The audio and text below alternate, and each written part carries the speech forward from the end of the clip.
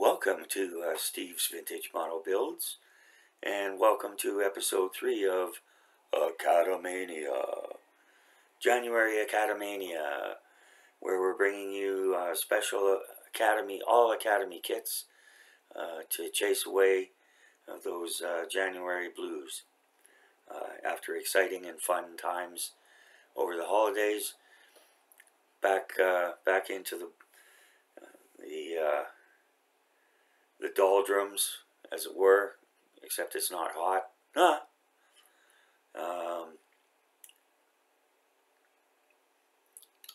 Of midwinter. So, hope everyone is enjoying the videos I'm putting out here, and somebody must be, because my subscribers keep increasing. And thank you very much. I appreciate everyone who subscribes, likes, comments. I welcome comments, and I appreciate them. Let's just try and keep them respectful, which, for the very, well, comments are great. They've been, and the commenters have been great. Since I've been doing this since July, I think maybe only 2 or 3 comments were not nice. Okay, so as I said, episode 3 today. It's going to be a total of 5-part series. Initially I said 4, but something came along, and there'll be one additional special bonus video for number 5 at the end. Alright, so something a little different here. You know, if you watch kit reviews and kit builds, you've probably seen this before. Kind of an interesting aircraft. It's the North American Rockwell OV10-A Vietnam War version, also known as the Bronco, and well named, as you can see from the, although it has the shark's mouth, maybe it's a Bronco shark. I heard they just discovered one of those off the coast of somewhere. No, just kidding. Okay, so an Academy kit 172, as all of the ones in this series are, with the exception of the final one. And we get the standard. This kit costs about $25 Canadian, something like that. Very reasonable. I was a bit surprised when I looked up what I paid for the Tempest. That was $42. Don't know what possessed me to do that, but I have it, so that motivates me to just do a better job building it and decorating it. Alright, so yeah, Bronco was an interesting animal. It was designed both for close air support and forward air control.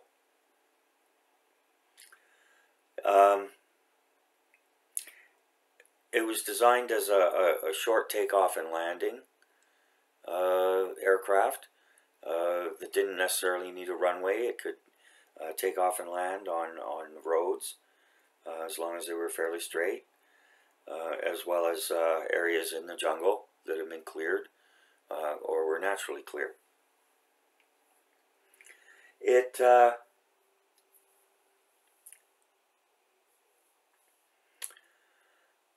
It was one of those aircraft. It was well conceived by 2 Marines who were really looking for close air support forward, and then of course it was picked up by the Air Force for forward air control, and it was the Air Force that lost most of them throughout its history. I think they lost over 60 of them, whereas the Marines only lost about 10. And so yeah, the dangers of forward air control at low altitude. And it was one of those aircraft. There were many unique features to it, as we'll see as we get into it. It was one of those things that once it was conceived, it went through so many changes and modifications, and different things that it kind of ended up not being really good for any of its roles. They added a heavy armament to it, which slowed it down and made it vulnerable in the close air support role. And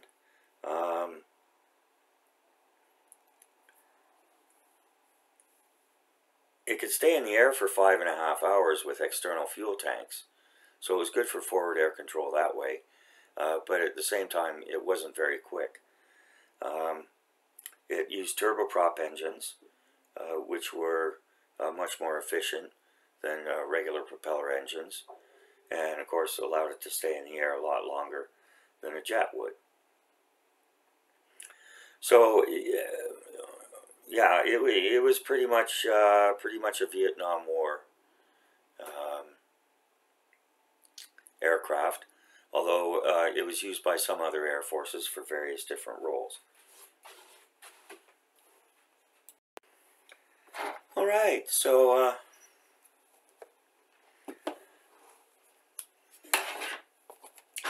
as always with Academy kits, you get a nice. Let me turn that down a little bit. There we go, not so much glare. Get nice pictures of the completed aircraft, completed model kit. Another nice one on the side here. I believe this one comes with either U.S. Air Force or United States Marines. Hoorah! Go Marines. Decaling. It's Academy Catalog number 12463. As always, very nice box art. Very dramatic in the background. And so let's get into it and take a look. We get the usual stuff, you know, for 14 and over and all that. I don't know why they say 14.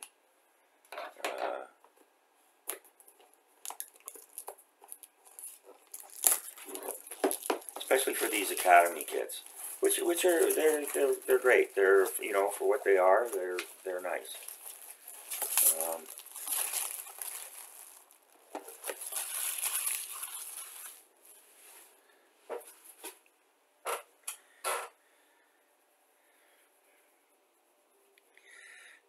You know, there's not much you could spend $20 or $25 on and get hours and hours of enjoyment out of it. So, okay, so let's open her up. As usual, the nice Academy top opening box. Just move my wine here.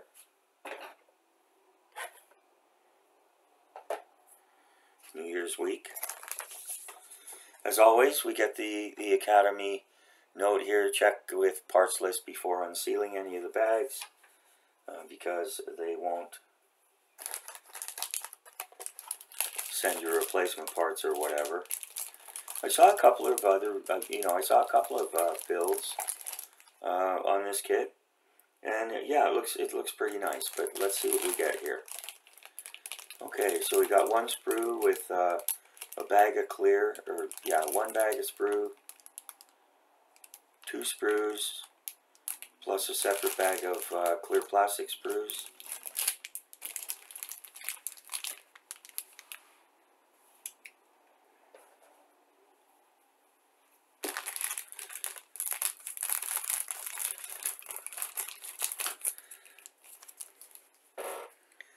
Bags are heat sealed.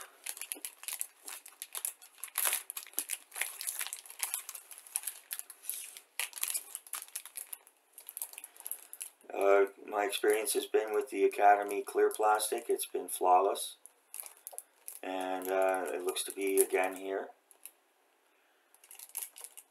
No smudges, no cloudiness, everything clear,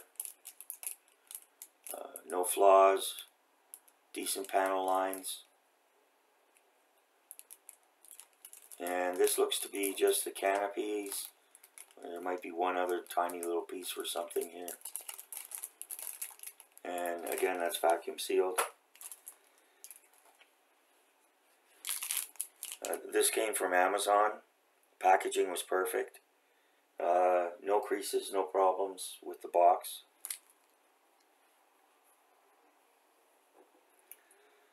And we'll take a look here. We got sprue A, 2 props, fuselage, cockpit tub, nose, couple of missiles.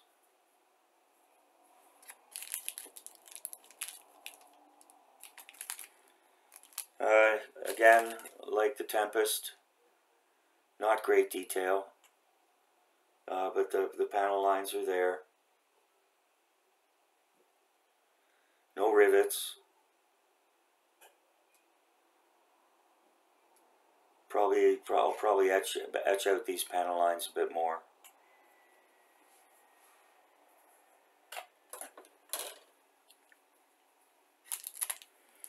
Here we've got other parts of the rear part of the fuselage, wheels, propeller posts, seats. Again, no figures. You know, they're inexpensive kits and so forth, but I really do wish they put some figures in. And these were ejector seats. North American Rockwell pioneered those. And we have a fairly rudimentary cockpit control panel, although it does have some detail on it. Might be a silver pencil job.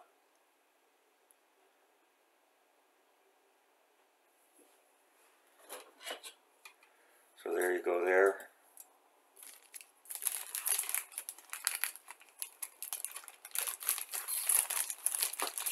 No flash.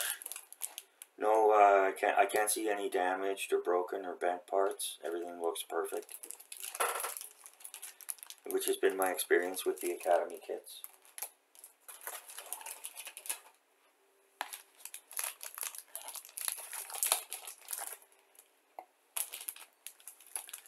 And then we've got sprue bag number 2.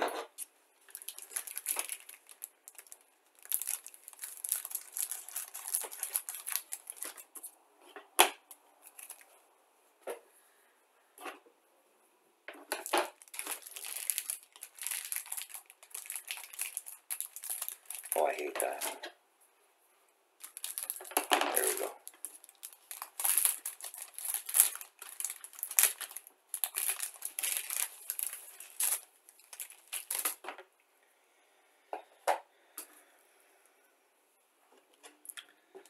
Okay, and here we got one piece of the wing. Oh no, I guess this is the tailplane between the two. And looks like a radar pod here. Nicely detailed rocket launcher pods here. And some bombs. Very interesting. And here we have the upper and lower part of the wings. Nice detail here, a little nicer than on the fuselage. And this part ties the two parts together. We've got little guns here. Gee, they give you everything here. And again, no flash, no bent or broken parts. Everything looks great.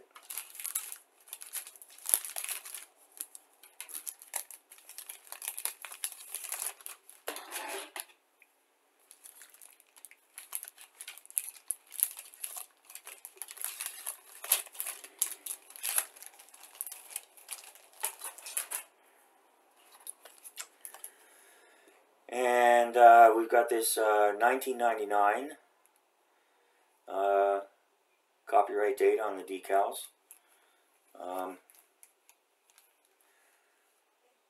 Nice decal set. Got Marines as well as USAF.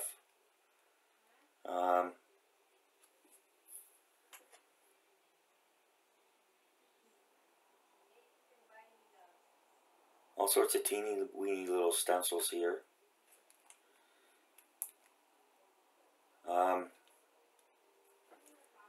And we've got cockpit control panel and arm panels, decals here. Again, as I always say with Academy, my experience has been the decals can be a bit of a challenge. You want to make sure that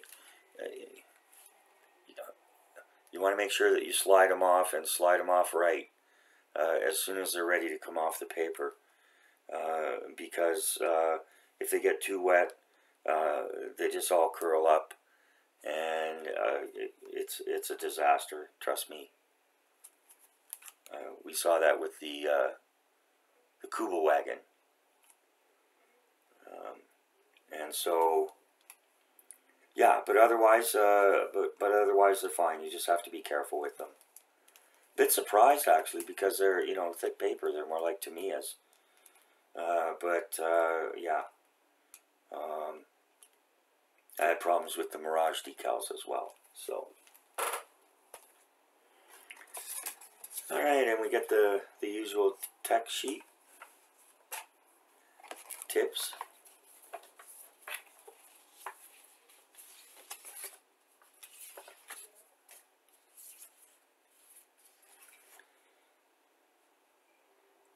Various warnings before starting to assemble. Read the instructions.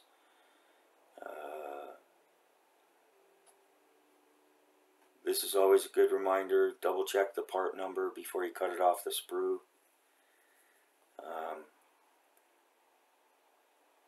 Some people like to cut everything off the sprue all at once and then put it together from there. I don't like that. But whatever works.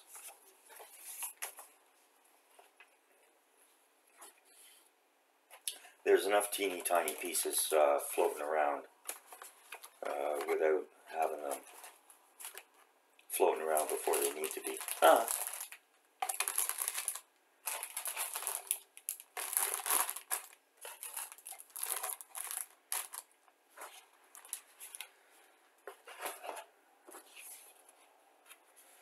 Okay, and so once again, like we did with the Stuka, we have a separate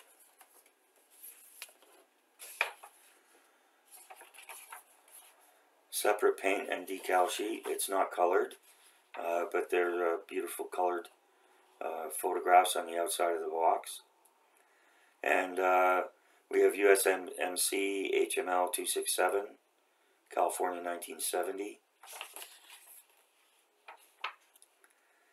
And USAF 20th TAS 504th, Da Nang, South Vietnam, 1969.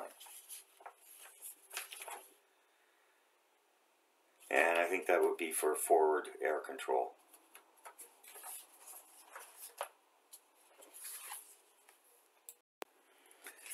And with this kit, and yeah, unfortunately Academy seems to be, they're fairly inconsistent when it comes to this.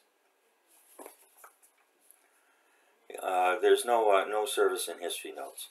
Some have it, others don't. Some it's very simple, others it's a little bit more extensive. But anyways, it is what it is, and here we go. So we've got the pictographic glossary. Again, a black and white of the aircraft from the top. The usual warnings, and read this and do that.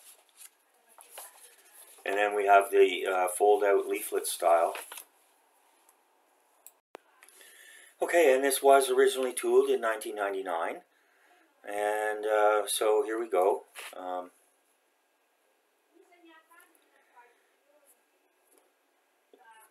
Academy, they're simple kits, simple instructions. they give you all the different paint schemes here. Excuse me, or the paint colors. Excuse me. Start with the seats.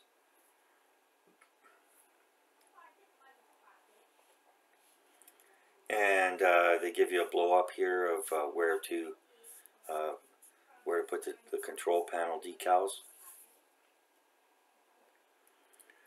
Assembly of the cockpit tub. Pretty standard stuff. Cockpit tub goes, you know, between the fuselage halves, and then the nose goes on. Then we've got the underside piece. Looks like it's got some guns on it. And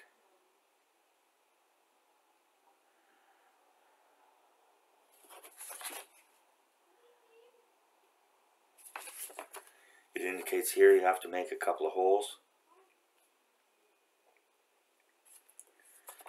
They don't say what size holes, so I guess we're going to have to guesstimate on that. And then how it all goes together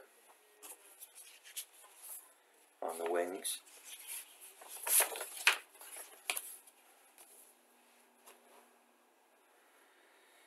And then again, we've got some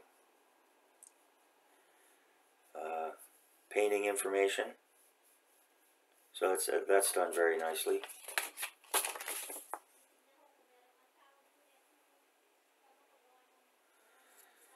And this is their symbol for repeat the operation, whatever it happens to be.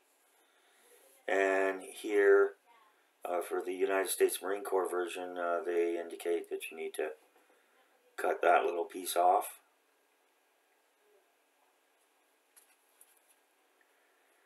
And then this shows the prop assemblies. Antenna. Oh, there's that tiny little piece. I guess it's meant to be a light.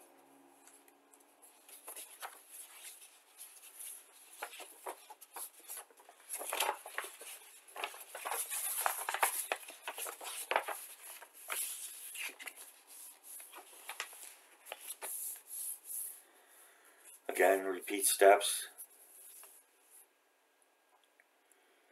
Everything's pretty simple and straightforward. And here they give you, again, they don't give you manufacturer's paint types. They just give you the colors. Red, yellow, silver, flat black, flat red. And clear red. That's an interesting one. So I'll have to find out about that. And yeah, so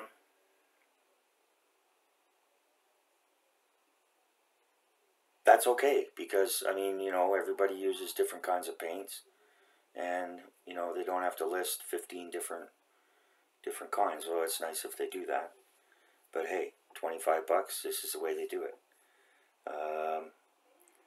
Very simple instructions. You've got opportunity here for wheels up, wheels down. A nice blow up of how this assembly goes together, because this can be kind of complicated and hard to figure out. And again, lastly, got the nose wheel. I don't see any indication to put a weight in the nose, but you might have to do that.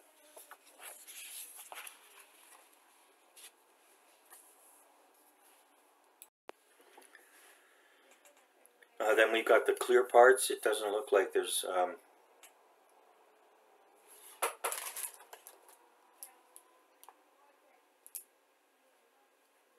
no, it looks like closed only. The way they've done this. And interesting here, they've done it in 3 pieces, 4 pieces altogether. But they've got the sides, the top.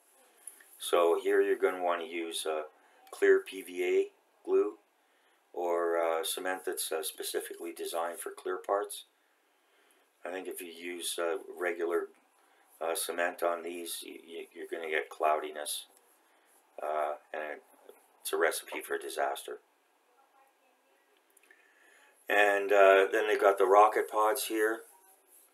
You have which one goes which way, and external fuel tanks.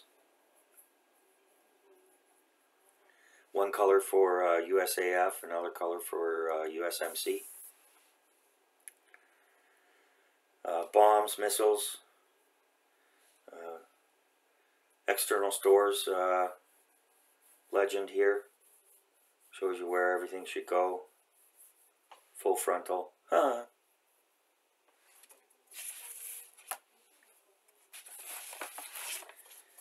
And then last, you have your sprue map.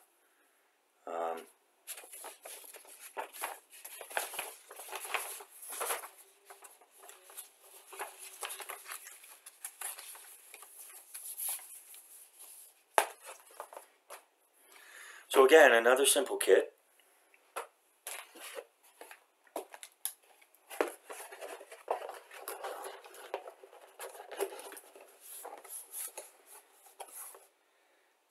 But an interesting subject. And, you know, once it's all done up, it'll look nice on the shelf. And, yeah, it really is a shame they don't give you figures, but most don't anymore. I don't know why. Probably because they want to sell you the figures separately. And so much stuff is 3D printed now. Excuse me. I guess you can go on Etsy or whatever and pretty much order whatever you want.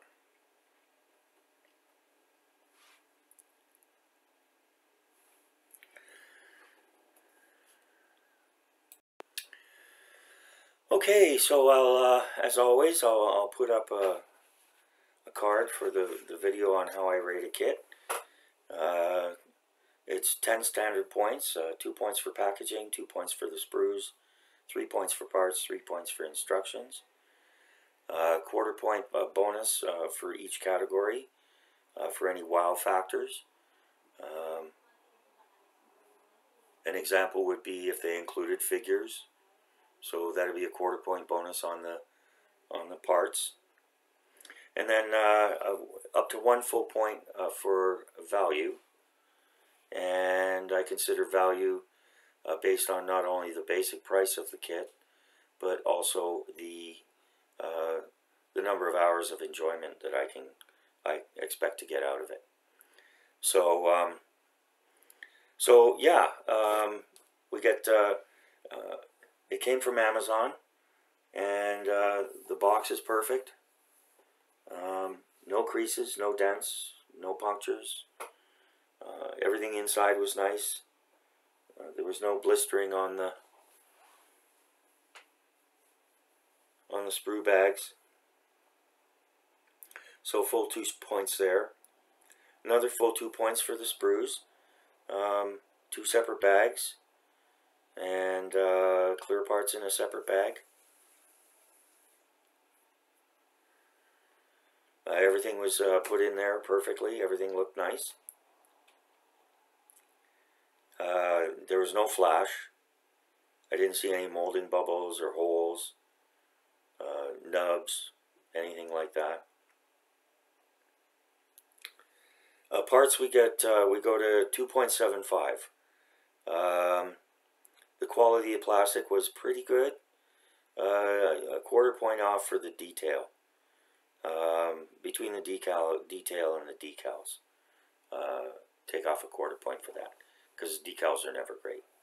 But I didn't ding them full quarter point on that. They are usable, don't get me wrong. You just have to be really careful. And on the instructions, again, that's 2.75. Plus a quarter bonus point for the separate sheet. So I deducted a quarter point because there's no color. But they get a quarter point bonus for putting the separate sheet on the painting and decaling. So that's a full 3.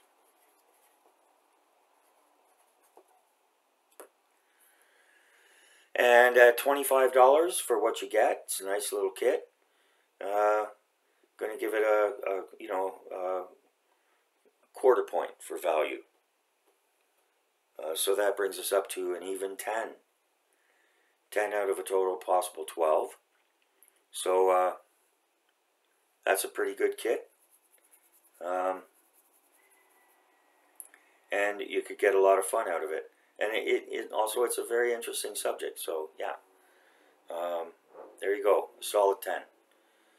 And as always, as it says on my How I Rate a Kit video, it's all subjective. I'm pretty reasonable, very fair, and I think pretty logical about it. And if anything, I err on the side of generosity. So, yeah, I mean, hard to go wrong for that price. Okay, so this was video number 3. We've got video number 4 coming up, and hope everyone's enjoying them. Thanks to all the subscribers, new subscribers, people who keep stopping in, all the viewers who take time to watch what I'm doing here. And it's very gratifying to know that some people appreciate it. The channel will never be monetized, and I'm not after subscribers. It's just nice that people are interested in what I'm doing here. Builds are coming, yes. There'll be lots of builds coming. As I said in the other videos, 2 short-term goals for 2024. Learn how to use OBS Studio so I can improve the quality of my videos and the experience for those who watch the channel. And the other thing is to learn how to use the airbrush. And there's something coming along, which we will see before too long, that's going to be perfect for the airbrush. And not only that, for the glossy paints I got with the airbrush. Okay, so that's it for today. Thanks for watching, and as always, stay safe, and love the ones you love, and allow yourself to be loved. All right, take it easy, everybody. Have a great night.